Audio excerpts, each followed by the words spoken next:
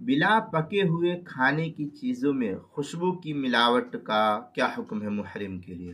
چنانچہ اگر کسی محرم نے ایسے کھانے میں خوشبو ملائی جو پکا ہوا نہیں تھا اور اس کی خوشبو بھی موجود تھی تو محرم کے لیے اس کو کھانا مکروہ ہے۔